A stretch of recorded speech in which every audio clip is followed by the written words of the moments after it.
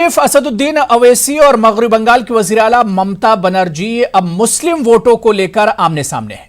जंग अब हैदराबाद बनाम कोलकाता की हो चुकी है। पहले ममता बनर्जी ने असदुद्दीन अवैसी से होशियार रहने की बात कही तो अवैसी ने पूछा कि बंगाल में मुसलमानों की हालत आखिर इतनी खराब क्यों है। अवैसी ने पलटवार करते हुए कहा कि अगर दीदी की आंखों में हैदराबाद वाले इतने खटकने लगे हैं तो दीदी पहले यह बताएं कि बीजेपी बंगाल में 18 सीटें जीतने में आखिर कैसे कामयाब हो गई। आज इसी अहम इश्यू पर हम प्राइम डिबेट में तफसील से बात करेंगे। कुछ बहुत खास मेहमान भी मेरे साथ जुड़ेंगे, लेकिन सबसे पहले यह रिपोर्ट देखिए।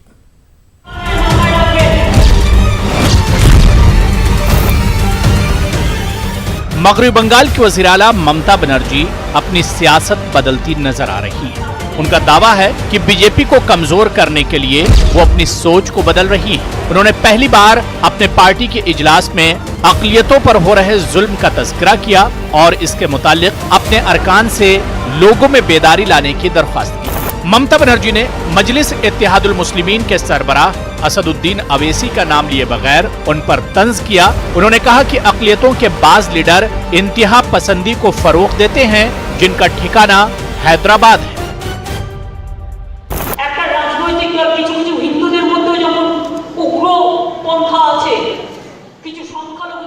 जैसे हिंदुओं में कट्टर लोग हैं, वैसे ही मुसलमानों में भी है।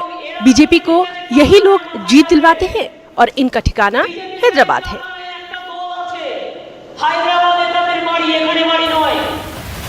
तो उधर एमआईएम के सदर असदुद्दीन अवैसी ने मगरबी बंगाल की वज़ीर आला ममता बनर्जी पर पलटवार किया है। उन्होंने कहा कि ममता बनर्जी बंगाल में एमआईएम की बढ़ती ताकत से खौफजदा होकर इस तरह के बयान दे रही है। बंगाल का इलेक्शन नहीं लड़े, पार्लियामेंट में 18 सीट बीजेपी जीत गई। किसने जिताया उनको? हमने जिताया, जबकि बंगाल का 100% मुस्लिम वोट उनको मिला। भाई मालदा की सीट पर कौन जीता? मैं पूरी दुनिया को मालूम मालदा में मुस्लिम परसेंटेज क्या है। मेरी वजह से हार गया आप मालदा। आप अपनी गुरूर, अपनी कमजोरियों की वजह से वहां पर बीजेपी को आपकी गलतियों से फायदा हो रहा है, मेरी वजह से नहीं। और आप इस तरह का स्टेटमेंट देकर बंगाल के गयूर मुसलमानों की तौहीन कर रही हैं, जिन्होंने आपका इतना साथ दिया। ममता बनर्जी के हालिया बयान पर सियासी माहिरीन का मानना है कि दीदी हिंदुओं के वोट बटोरने के लिए इस तरह की बयानबाजी कर रही हैं, जिसका असर मगरबी बंगाल में मुकीम तमाम तबकात के वोटरों पर पड़ेगा।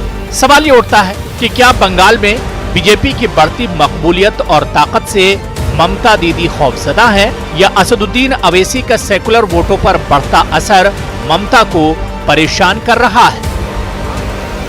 Bureau report, news 18 Urdu.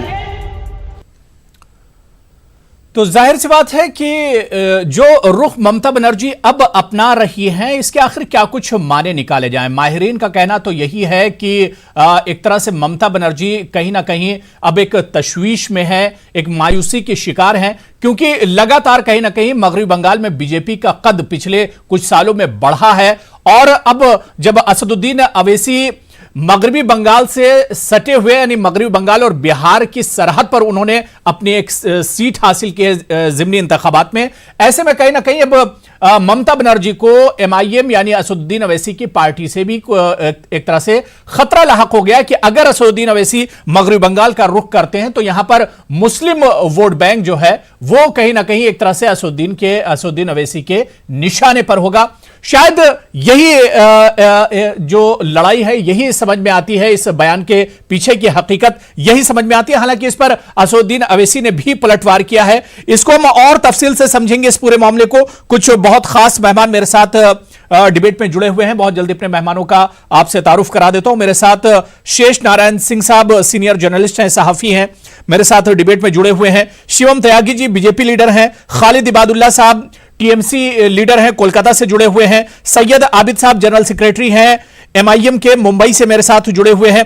Wasim Rizvi साहब चेयरमैन हैं शिया वक्फ बोर्ड के, लखनऊ से मेरे साथ जुड़े हुए हैं। कुछ देर में कांग्रेस के लीडर भी हमारे साथ जुड़ेंगे, इस डिबेट का हिस्सा होंगे। अपने तमाम मेहमानों का बहुत इस्तकबाल और वेलकम करता हूं। मैं सबसे पहले शेष नारायण साहब आपके पास आना चाहूंगा। सर, क्योंकि लगातार आप मेरे साथ डिबेट में जुड़ते हैं और कई बार आपने कहा कि अब जिस तरह की सियासत हम मुल्क में देख रहे हैं इसमें कब कौन सा रुख यहां की सियासत ले ले, इस पर बहुत हैरान नहीं होना चाहिए। अब ममता बनर्जी का जिस तरह का बयान असदुद्दीन अवैसी को लेकर आया, आखिर इसके क्या कुछ माने निकाले जाएं, इस सियासत को क्या कुछ समझा जाए और कहा जाए?